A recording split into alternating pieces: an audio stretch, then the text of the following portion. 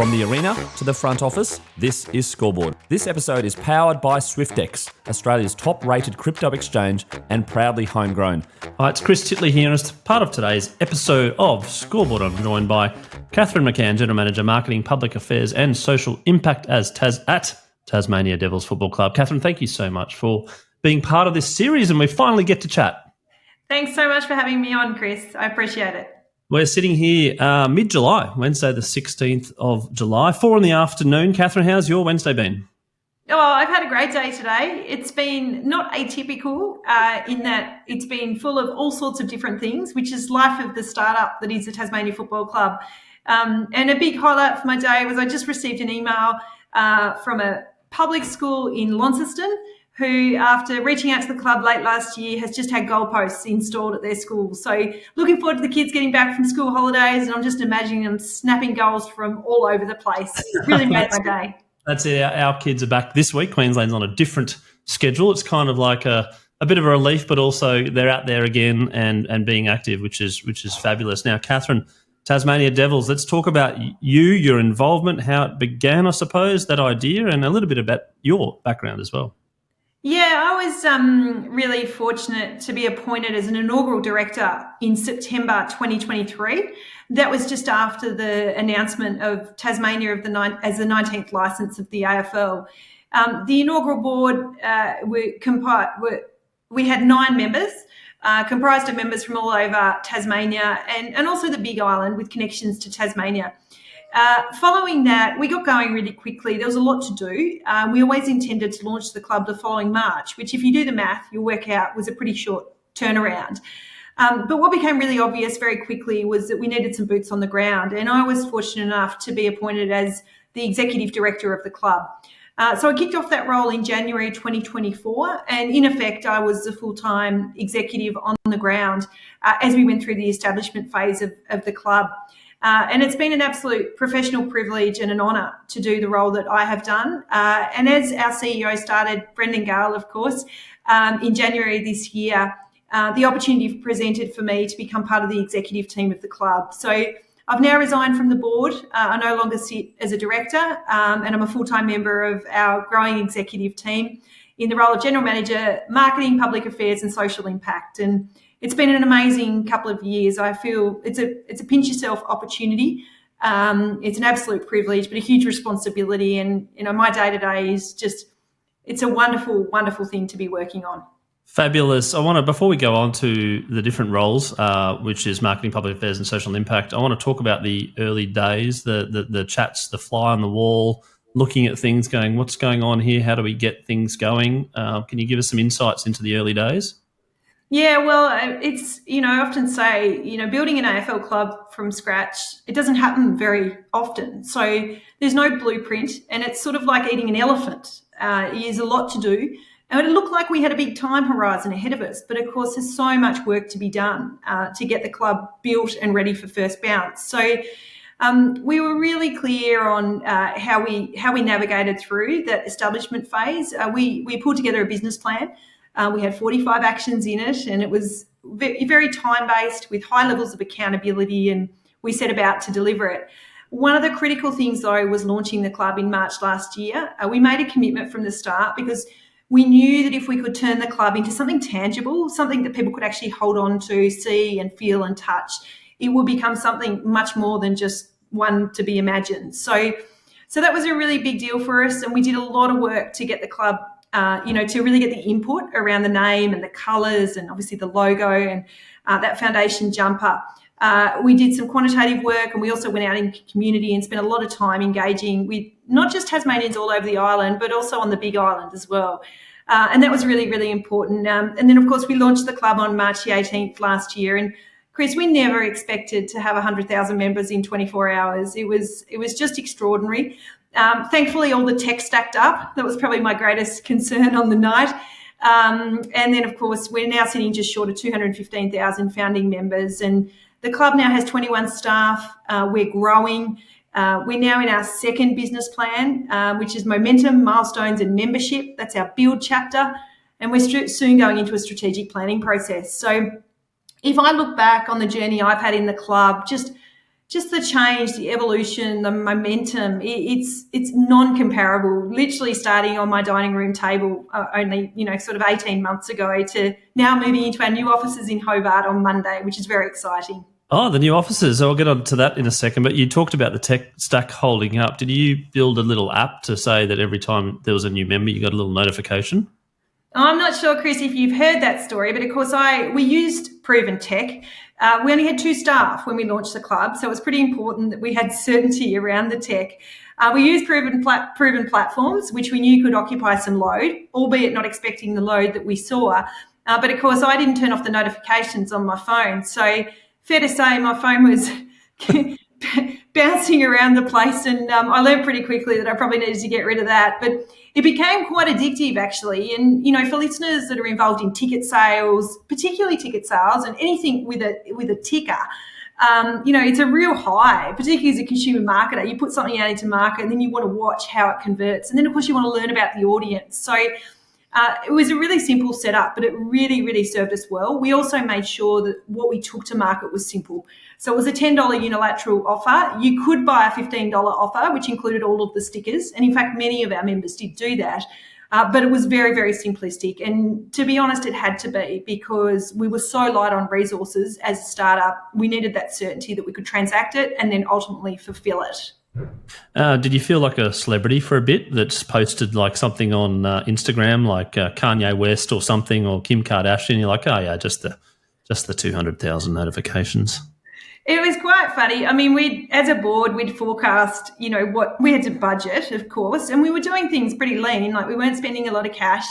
And we'd been out in community and we could feel the groundswell. And there was no doubt that it's a lot of pent-up demand. It had been 33 years since the first bid for licence. So it had been a long time coming. And we'd really done a lot of work creating a believers community and really engaging with the community around those critical inputs. And March 18, we were so well supported by not just the local media, but national and international media. The interest was huge. So look, we didn't expect it. There were a few of us that had our tail between our legs because we had forecast that by the end of October we'd have 40,000 members.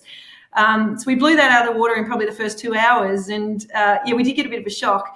But of course, it was really interesting from a business perspective. What that meant is we'd planned to be in member acquisition. So we had this whole campaign that we're going to roll out for 3 years, but we had to abandon that on the night and move into actually fan engagement, because we could see the audience had responded so quickly and they were looking for content. They were looking to be part of the journey. So that wasn't an acquisition strategy anymore. That was really around content.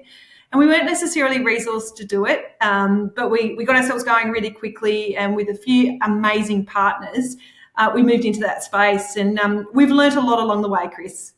Having interviewed multiple startups in the last decade, it does sound like a startup. It sounds like Found a Life, where things get thrown, and when you've got accepted, it's sort of like product market fit. This is something really real. I'm curious as to know how you keep connection and transparency and comms going with 215,000 people. Yeah, well, we had to learn along the way, and there were a few questions we didn't ask when we joined. So when members subscribed, I should say. And that failed us a little bit in terms of being able to segment. We had some basic demographic data, which was enough, and our opt-in and engagement levels have been extremely high since the start. And I don't necessarily attribute that to us as the football club, but the passion and the engagement around the cause, and that is obviously Tasmania entering the AFL and the AFLW. We talk about failing well and failing fast, and that's a real mantra of Brendan's particularly. So we're always testing, and we put things to market and we learn from it. One thing that we did learn very, very quickly, though, is that it's a really high-profile startup.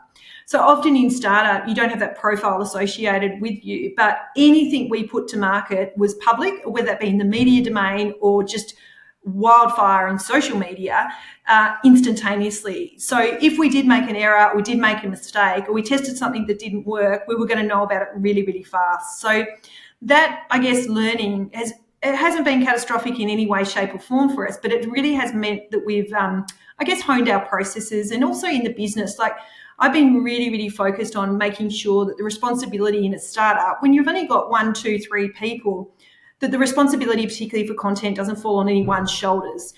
So we set up, processes to make sure, because when you succeed, it's great, but if things go wrong, we want to make sure that that's shared. And then we've got good order about how we get content to market. So late last year, off the back of that launch, we actually undertook a big piece of consumer research with the member base where we better understand the segments. So that was focused on understanding really the why, the psychographic profiling of those members and why they came on board. One of the questions we failed to ask, and it sits on my shoulders, when people originally joined up, was where were they born? So we didn't actually know how many expat Tasmanians were in the base, which was a bit of a problem for us because we had so many off-island members, but what I couldn't confidently say is how many of them were connected to place as opposed to how many of them had found a connection that wasn't necessarily through their place of birth. And it could have been through, tourism or just a general interest in You've been there once and you're like, oh, why not? This I love that place. Yeah. Yeah. So we now know those things and we'll continually get better at that. That's an evolution and a lifelong learning, I guess, for the club. But we've tested some things. We know what works better for some segments than others. Our level of sophistication will continue to increase, and it needs to. We're pretty much a blunt instrument in terms of our content. It was kind of one size fits all out to market, but we are getting better at that now. And I think as we grow as an organisation, that's critically important in terms of effort and reward, but also making sure you're maximising benefit for the club and giving consumers what they need and what they want at any point in time, or maybe what they don't know they need, but we know for them. So we're getting better at it. We made a few mistakes. There's a few clangers along the way. Certainly some of them sit on my shoulders, but I think really we're just enjoying the learning phase. And what I love more than anything is how much our fans are coming with us, and they've been very, very sympathetic to that. Chris, when we started, you'll laugh, and some of your listeners will find this fun. There was me and Lizzie. There's the two of us launching the club. We had our board who have just been extraordinary and very involved. But we weren't really set up. And as I said, we had a lot of members quickly. We were getting about 600 emails a day from members. Oh, I put my wrong email in, or I got my address wrong, or I want 3 stickers, or whatever it might be. And so Lizzie and I were feverishly, responding, and we're getting better now at that in terms of how we handle our customer inquiries. But it's just a really a great example of, I won't say we're a victim of our own success because we certainly have never been a victim, but it was one that we definitely weren't expecting. Now, I've heard some stories before that one of the founders I interviewed, Dom Pym, who was the founder of Upbank, he used to sit on the customer support chat as a founder and sort of like toggle on every now and then and just answer questions. No one knew it was the founder, but obviously they had to because there was so much sort of like engagement and whatever it might be. I'm also curious to know, going back to that moment where the name of the team, the logo, how resilient you were to sort of launch it and then go, actually, I'm going to get some feedback here. It's not going to be great. That's okay. I'm okay with that. Yeah, I guess that's the journey of resilience, isn't it, that we all go on. And one of the things I'd say about Team Tasmania Devils, and certainly my experience here has been, I've been so well backed in by our board and particularly our chair. And when you've got good process and you go through process and you're in it together, I always say success is much better as a team, but I tell you what, failure is no good alone either. So having a team around you makes that, really, really easy. We've got this really amazing story around the launch because, of course, we did something different for the launch. We launched simultaneously across seven sites. And then we had a number of satellite sites as well. So there were 6 sites in Tasmania. We had a live site in Melbourne. And what we did on the Friday, so we launched on a Monday night, and on the Friday before, it was always the commitment that we would give the club launch back to the community because that's where it belonged. And so what we did on the Friday, I was fortunate to lead all the handovers with 6 different sites. So we had probably just short of 150 volunteers. And these were people that were going to unveil the name and the colours and the jumpers and all of the assets. So what we did that day, it's one of the most beautiful memories I have in the last 18 months, is we briefed all of those volunteers. Now, we briefed them without a non-disclosure agreement or any confidentiality agreement. And you might think, oh, Kath, that's just wild. People been spreading the word on social media and all that sort of stuff. Yeah. Right. So we got to the end of the conversation and I said, you've all been trusted with this. You're Tasmanians, you know how special this is, and we really want you to keep it to yourselves. They had the run sheet for the night. They had all the assets. And the media, you could imagine, the media were keen to get this story. There'd been so many, stories published speculating about the name and the colours and certainly the logo as well. So we were pretty keen, particularly for those that have worked on that. We were keen to see that remain a surprise. That was the ultimate. And we knew, particularly the name, people probably had a fair clue what the name was going to be, but the logo was something where a lot of effort had gone into that. Anyway, on that Friday, we handed it all over, and I said to them, don't go down to the pub this weekend, and, if you're on Facebook tonight, please don't. Let's keep it for Monday. And one of the greatest things that I can share with you and your listeners, Chris, is no, it wasn't leaked. This amazing group of community people from across Tasmania, they felt the pride and responsibility, and they did us all proud. And I guess it shows to me how much this club means to them. And it was a very, very special moment. Oh, no, for sure. And in regards to some feedback you get from members, you must get a lot, but has there been some pieces of feedback where you're like, that is genius? Yes. Yeah. So we've had some amazing ideas and concepts, and we're not unicorns. Like, we don't know everything. So we love getting feedback. You might have noticed Rum'un, our mascot, a little bit different to the standard AFL mascot, and Rum'un did get a lot of criticism. So to answer your question about resilience, what I've learned is that you need to have a good, solid narrative around what you're doing and any decisions that you make, and you need to do the right thing. Because when things are questioned, if you've got a good story and you've got a solid rationale, some people still might, continue to object, but actually people will probably be a little bit more sympathetic of understanding and open their mind a little bit if there's a story there. So Rum'un certainly had that. But of course, some incredible ideas came in about Rum'un. And in fact, one of our students from the academy that we've established here, the Tasmania Academy of Leadership and Sport, had the most unbelievable idea about Rum'un, because Rum'un speaks devil, which is not really that understandable, and Rum'un has its own Facebook and Instagram. And one of the issues that we faced in Tasmania is really high levels of illiteracy, so low levels of literacy. And there's a huge opportunity for sport to enable. One of our students came in one day and, we're talking about Rum'un's language. There'd been a lot of discussion about, Rum'un can't spell and this is a problem. We're recognising that Rum'un is a puppet. But the idea from this student was, how about we get young Tasmanians to teach Rum'un to spell? So to take the vulnerability away from them as it being a weakness, but to really help this big, green, fluffy devil learn to spell. And it's such a great idea, right? We're going to do it. We're going to make it happen. It wasn't an idea from us. It was an idea from one of our students. And I think it's a good learning in, listening and being open. And it was almost like, that's genius. And one day, it'll come out and the club will be running programs or with a partner most likely. And that came from one of our students. So probably a really great example, and love to be able to recognise others that come up with great ideas. And it happens frequently.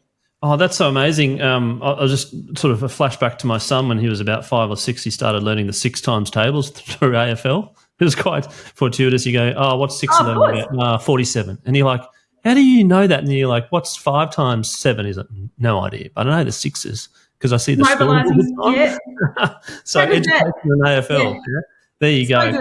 I'm also curious to know around the stakeholders. There's lots of stakeholders and whatnot, and the relationships with each different stakeholder must be tough sometimes. How have you gone about managing that, I suppose? And you mentioned about eating an elephant. How far through the elephant are we so far with the Tasmania Devils, sorry? Well, I think, when you eat an elephant, the hardest question is not, what you've got to eat. It's where you start. Like, do you go for the tail or the feet, or is it the ears? Or the thing, what's it called? The front part? Yeah. Trunk. That's the one. Right? It is in the afternoon. I'm a bit tired. And as we get more capacity, we'll be biting from different places. The organisation now has a footy department emerging, for example, which, how awesome, a football club with a footy department. So I think that's, we're getting more and more. As I said, we've got 21 staff now, Chris. Oh, right. Wow. There you go. I know, right? We'll have somewhere between 100 and 120 by first bounce. So the growth is just unbelievable. And as we get more and more sophisticated, more work comes in, the organisation get more complex in terms of, the different roles and responsibilities. But we have more great capacity to eat that elephant from, different parts, for want of a better term. To your question about stakeholders, what we did early, I think, was really important. We were in a hurry. It's a startup that needed to move quick in a high-profile environment, as I said. But the board, just at our second board meeting, actually worked through a purpose. So we interviewed each director and we had a consultant work with us. And she basically then, the next meeting, fed back to us what she thought she heard from all of us around a unified purpose. And that's been incredible because it has been our North Star. Now, we're about to engage in strategy work where we'll look at purpose and values and we'll take that next step. But there's no doubt this piece that got us through the first 18, 20 months has been instrumental because what we have known confidently is that we're all on the same page around what we're trying to achieve. So when we kind of think about that from a stakeholder perspective, it is a complex stakeholder environment, but most of your listeners and all of your guests would be operating in roles and organisations with complex stakeholder environments. It's not unusual. I think once you agree your purpose and you know your direction, you are so much safer in your engagement. From my perspective, I'm always really mindful of who am I speaking to, what's their interest, and how do we target our messaging. I think it's critical that you plan. I really do, and I've got better at that as I've journeyed through my career. But if you can, really clearly understand your purpose and know what you're delivering, for us that was that establishment phase business plan and now our build chapter, the stakeholder engagement, it becomes much more simplified. But you do need to do the work and planning is important. From our perspective, we engage face-to-face, we engage early, and we know that we are most successful when we engage well. So that's a key focus of me in my role, doing lots of engagement. All of our staff are as well, because not only do we need to share what we're doing, but we also need to answer your last questions to get feedback. This club is so important to so many, and who would we be to think that we've got the answers? There's so much opportunity for contribution. So stakeholder management is a very, very important piece. I would say we've operated in a landscape that's been quite complex, and many of your listeners will be aware, particularly the political environment that has sit around us as a club, and also the fact that our club and the enabling, if you like, requirements of our club are things that we're not responsible for delivering, particularly around the development of a stadium. So it is quite complex, but we made a very, very conscious decision that we are apolitical, we're positive, and we would stay the line and stay focused and maintain the momentum of the build of the club. And that's been our driving force, and that will continue because we've got so much to do to get to first bounce. To first bounce being a goal, are you a goal setter? And if you are, how far do you go out? Do you do your big, hairy, audacious goal? And I suppose how often do you check in? And is there time sets with these goals as well? Yeah, it's a good question. Someone once told me, and I think it was great feedback for me, is that for every major goal, have 7 minor ones.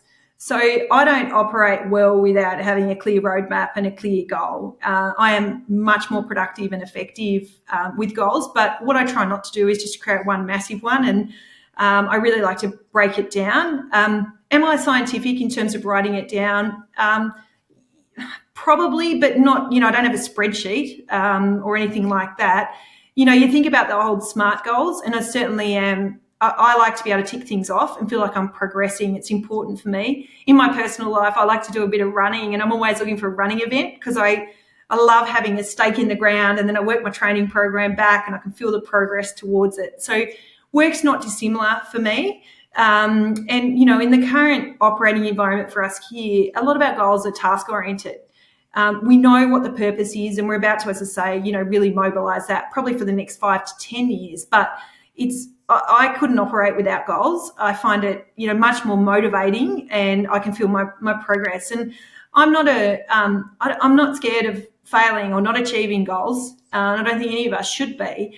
But I think, really making sure that you're moving, and whether that's, forward, sideways, or even backwards, being conscious of that and understanding the context of why I think is really important. And certainly the way I operate is much, much more productive in the world of goal setting. Yeah, no, fabulous. The blueprint for starting a new club in Tasmania, we've seen the success of the Jack Jumpers, and I've had Christine Finnegan on the show. And speaking of feedback, she said feedback is a gift, and that's stuck with me since that episode. But do you chat with other clubs? Do you look at other clubs? Do you see what they've done and maybe just not here but also abroad? Yeah, well, firstly, Christine Finnegan has just been incredible, and she has personally supported me in my journey, and professionally she has supported our club. Christine's come out of the AFL system too, so she understands AFL. She also understands how powerful this will be for Tasmania. She's done an incredible job with the Tasmania Jack Jumpers. She really has. And, when you look at NBL and NBL clubs, they're a lot leaner in terms of the size and capacity of those clubs. And she has been there from the start with her sleeves rolled up, in and under. We often say, you got to play big and play small when you're in these startup worlds. And, that might go from stuffing envelopes to meeting the Prime Minister and everything in between. And Christine's certainly the type of character that's just got on with that, and it's been evidenced by the results. The impact, obviously the success speaks for itself, but the impact that the club has managed to have on Tasmania in such a short time has been just wonderful. And I'm sure she talked to you about participation rates and, the halo effect of what success and what that real aspiration can look like for young people across the state. So in terms of collaboration, absolutely. We look at it as a professional sports industry, as a new industry in Tasmania. And certainly, cricket and basketball have existed, and netball, absolutely. But the AFL and AFLW entering into that ecosystem just adds a size and volume that we haven't seen before. So this can best be evidenced by the work we've done with the Tasmania Academy of Leadership and Sport. So we've set up the academy, and we've got 55 students currently studying. They're in their year of their dual diploma. But what we've done that's different, Chris, and the reason that I mention it is, all jurisdictions around Australia have these academies. They're not new. But what they're always linked to is one club. So that might be one club or one institution. But here in Tassie, we've established it, and we've done it in partnership with the Jack Jumpers, netball and cricket. So young people can come in and they can choose a sport that they're most aligned to. They can hopefully, obviously complete their dual diploma, gain their work experience, and hopefully gain a pathway into one of those sports. And the thing about that in Tassie is, one of our absolute benefits is our opportunity to collaborate, and one of our disadvantages is scale, right? So we'd be crazy not to work together. And, we're so close to each other. We've all got a firm view that a rising tide lifts all boats. And if we can work together and grow the sports industry in Tasmania, then that's only going to be a great thing for our economy, but also socially and culturally across the whole island. Absolutely. And in regards to your deep passion for Tasmania, can you talk about your background and I suppose your history with the state of Tasmania? Yeah, so I'm born and bred Tassie. My dad played in the TFL, the Tasmanian Football League here. So he played 99 games for Glenorchy. Very disappointed he didn't get to the 100th. I think you get life membership at 100, Chris. Oh, right. He played alongside... He played alongside Peter Hudson and Rodney Eade and, some of the Tasmanian greats, actually. So I grew up, watching footy and being in and around footy ovals, but that was never an option for me to play. So I played netball, played a lot of it, and I've been such a firm believer in team sport. Like, it's really my life's been impacted so positively by team sport. So I've lived and worked my whole life here. I've got 2 children, an 18-year-old and a 15-year-old. They're both heavily involved in hockey. Tasmania's a place we produce great hockey players. And in fact, Chris, I'm actually the manager of the Tasmanian Tigers women's hockey team in the Hockey One League nationally. So, oh, wow. How much time do you have? Well, for anyone who loves sport, I'm involved in sports administration with my work now, but there's nothing quite like being operational with athletes. I firmly believe in the power of sport, to propel communities, but to create brighter futures for kids as well. So working alongside athletes as I get a little bit older, maybe with a bit more life experience, and trying to, really support them on their journey is something that I get the utmost joy from. So Tassie's my home. I've been really fortunate to work in some amazing organisations with a lot of responsibility, particularly in tourism and hospitality and aviation sectors here. I'm deeply passionate about Tasmania and the place that I call home, but I'm also deeply passionate about the opportunity that sport will create and the AFL and AFLW will create for Tasmanians. It's going to be a great unifier. We're already seeing that, and that moment of first bounce and what that looks like and how that feels, it's just going to be something that we can't even imagine how good that's going to feel yet. Yeah, no, absolutely. Look, the motion around sport that you mentioned is just so powerful, and it's part of the reason why I do Scoreboard as well, is to tell the stories and about sport, the deep connection, the mental health benefits, the similes to life, the analogies. It's just so powerful, and watching my kids play sport as well, it's a little bit selfish to kind of just feel that emotion as well. and take me back to when I was playing sport. I'm also going to ask you about your question. Sorry, going to ask a question about your title, public affairs and social impact, something that probably not too many people talk about when I'm talking to you, but I'd love you to unpack social impact, what that means to you, the role, and I suppose the legacy moving forward. Yeah, look, it's something probably I'm incredibly passionate about. We, as a board and as an organisation, we're firmly of the belief that if this club doesn't benefit beyond the boundary line, then we've failed. This is an opportunity for this state that we have never seen before, and to create social good. Now, whether that looks like, as I mentioned with Rum'un, educational programs that assist with literacy outcomes, whether that involves partnership with not-for-profits that allow them to generate funds or, further impacting their respective organisations, whether it be mental health, education, homelessness or whatever it might be. We're really, really focused on that. I think it would be fair to say that one of the key areas for Tasmania that we are looking to mobilise through the club and benefits will be education.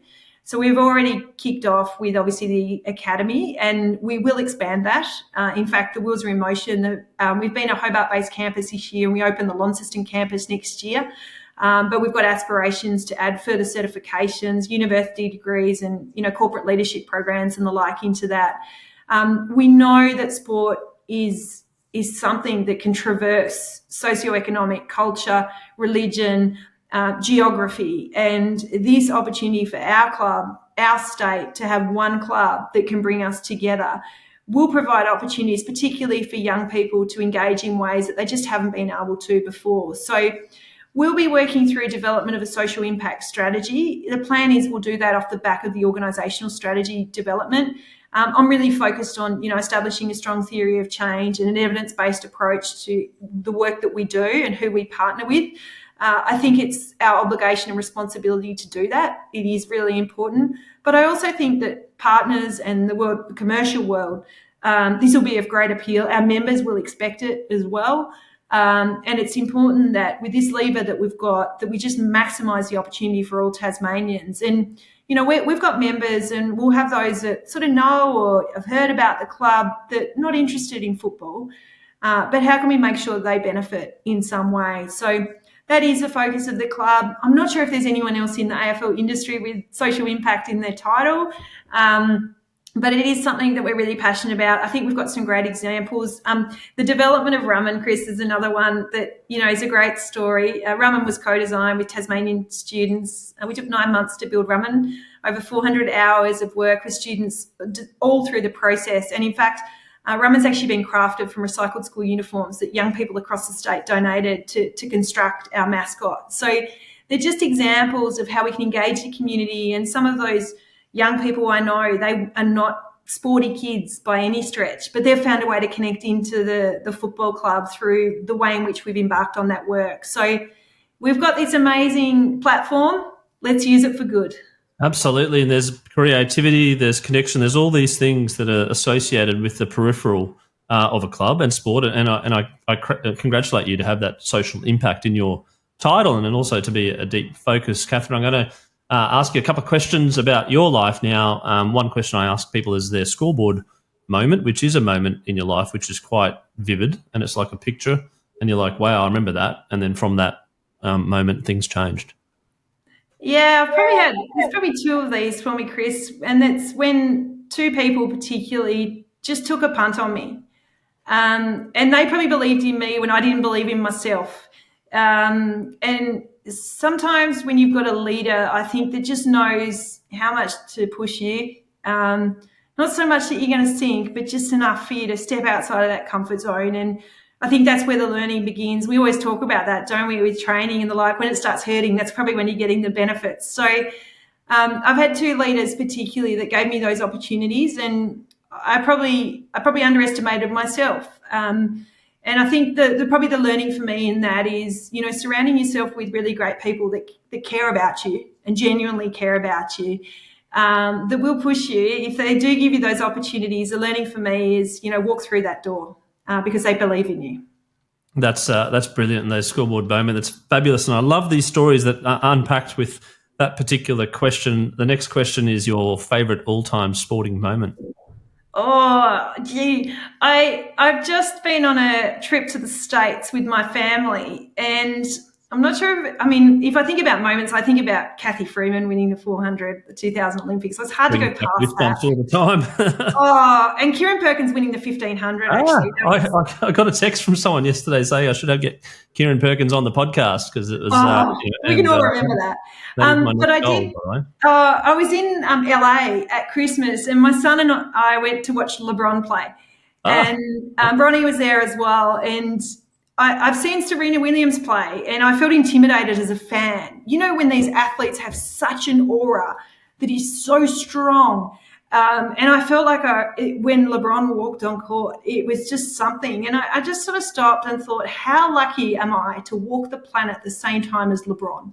I am so lucky. And there he was watching him play. It was very, very, very special.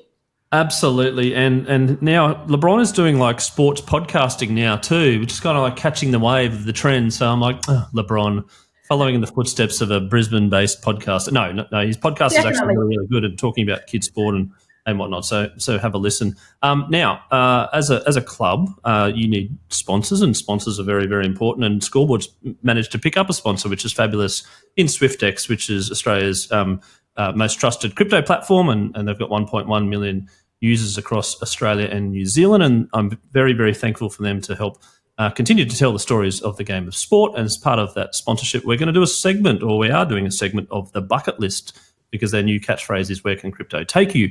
And the bucket list is a sporting event that you haven't attended yet, but you would love to see in the future. Well, congratulations on your sponsor, Chris. That's testament to you and the community you've built. So well done, and congratulations to the sponsor for coming in behind you. We can't operate, as we know, without partners and sponsors. So that's terrific. This is not a hard question for me, and you know what the answer is going to be. But in 2028, there's going to be something wild that happens, and our men and our women are going to run out for the first time. And that moment will light up Tasmania, and it will light up communities across this state. And it gives me goosebumps thinking about it. I'll delve a little bit deeper, but I reckon the first goal, the first men's goal and the first women's goal, I'm hoping they're good goals, but it won't matter. Whatever happens, it's going to be a wild, wild celebration, and I can't wait to be amongst it. Excellent. I knew that would be the answer, and I can't wait for that moment too. Now, a little quiz to finish. I'm going to say a couple of things, and you're going to have to answer that one or the other. So the first one is, would you prefer to watch cricket or tennis? Tennis. Oh, okay. Even with the BBL and the Hurricanes? And I was there. I watched Mitch Owen. It was that was one of the greatest nights of my life. All-time favourite moments, maybe. Yeah. I'm a big fan of the Australian Open. Yes, I know. We've had Daniel Ferrari on before talking about the Australian Open. Now, if you had to only have one subscription, Netflix or Spotify? Spotify. For the music or the pods or the books? Both, but a lot of music. Yes, good. What type of music? Well, gym music, but I've got the traditional everything from Fleetwood Mac and, Kenny Rogers and the Counting Crows through to modern stuff, which I love. And I'm not I like what I like listening to. I'm not too specific. Not too specific, yeah. So I'm an early 90s fanatic of, they don't make music like that these days. But anyway, New York or Paris? New York. I haven't had a Paris yet. I was hoping for a Paris. Everyone's been in New York. You brush your teeth both night and day? Yes. Your pet hate? Negativity. Oh, negativity. I like that. I was thinking maybe like towels on floors or something. But anyway. Or, BO maybe in an elevator. How long can you go without a mobile phone? I love nothing better than getting away from it. It's hard. I don't know. I haven't tested myself. I love bushwalking, multi-day bushwalking, no phone reception, all good. I would say, though, in that instance, I'm usually using the phone to take photos. Oh, okay. So, the camera phone thingy. Yep, not for phone calls. I kind of get it. Saver or spender? Probably used to be a saver, but now I'm a spender. Yeah, I'm in that category too. It's dangerous. Yeah. Anyway, crypto or shares? Oh, I'm thinking about your sponsor here, Chris. We haven't preempted these questions. This is very organic content. You can say whatever you want. Shares. Shares, yep. If you wanted to go on or you got offered a long lunch or a long run with friends. Long run, definitely. A long run, just skip the food dart. Yep. I've done 12 marathons. 12 marathons? Yeah. My goodness. Do you remember them all? Yeah, of course. Yeah, right. I finished them all. What's your favourite? It's my favourite. Oh, Melbourne's great. I've done Brisbane. I've done Gold Coast. The Gold Coast on the Adelaide, weekend, actually. Auckland. Last week, I think it was. Yeah. Yeah, no, they're all good. I have a goal with each of them and celebrate whatever you set out to achieve. But finishing is just an accomplishment. Yeah, right. Okay, excellent. And what do you do? What goes through your head in the marathon? Are you music through it all, or are you kind of like thinking about other things? It's funny you ask. I've done a bit of podcasting while running, which might feel a bit weird to some of your listeners. But once you get into a flow, once you get into a state, that's pretty cool. And it occupies a bit of time. But running is my mindfulness. It's where I solve all my problems. In fact, I don't solve them when I'm running. I solve them when I get back and my mind's clear and I can, I feel really good. So some of it's just mindlessness. I love just being in nature and the natural environment. I'm quite curious and observant. And so when I'm out running, I always say good day to people and have a good look around. Always chatting. Always chatting. You stop and pause every now and then. Oh, this is just awesome. This is brilliant. Yeah. How good is this? Yeah. I'm moving. Now, we did New York or Paris. I'm going to ask another one. Brisbane or Adelaide? Oh, that's tough. I like both those cities, actually. I'm heading up to Brisbane in a couple of weeks. I did the Adelaide Marathon last year. I do love the Adelaide Oval. Brisbane 2032, very excited about that. Super excited. Yep, we've got the stadium coming and things like that. Yes, we've got the British and Irish Lions on Saturday too, so it's going to be amazing. The Lions Friday night and the British and Irish Lions on Saturday night. So I think they've just been in Adelaide, right? Yes. Maybe it's a line ball. I'm not sure I can answer that one. Okay, Brisbane Adelaide is a tie. Now, I normally ask some advice from athletes per se to say what's some advice you can give to people to play professional sport in the future. But I'm going to flip this question and say, what's some advice that you can give to a 15-year-old person that wants to be involved with sport, potentially in administration of sport or the business side of sport?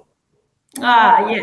So there's probably two quotes that I've got. One is hard work will put you in places where good luck can find you. So don't rely on luck alone. Don't rely on hard work alone. You need a bit of both coming together, but be the person who's in the right place, doing the right thing at the right times. And, working hard will stand you in good stead for luck to find you. And the other thing that I talk about a lot, particularly with my kids are 18 and 15, is that comparison is the thief of joy. So we've all got our own journey, and it is really easy, particularly as a young person, to compare yourself to others. Feeling strong to not do that and to recognise that your journey is yours is really, really important, because none of us will share the same journey. And if we start comparing ourselves to each other, it's probably a bit of a slippery slope. So focus on you, be aware and care about others, but your journey is yours and own it. That's some great advice to finish off the podcast. Kathryn McCann, General Manager, Marketing, Public Affairs and Social Impact at Tasmania Devils Football Club. Thank you so much for coming on Scoreboard and having a chat about your journey thus far. Very exciting next few years for you. Lots happening. Looking forward to following the progress. Looking forward to supporting where I can, and looking forward to catching up in real life at some point in time. Thanks, Chris, and well done on all your hard work. It's fantastic.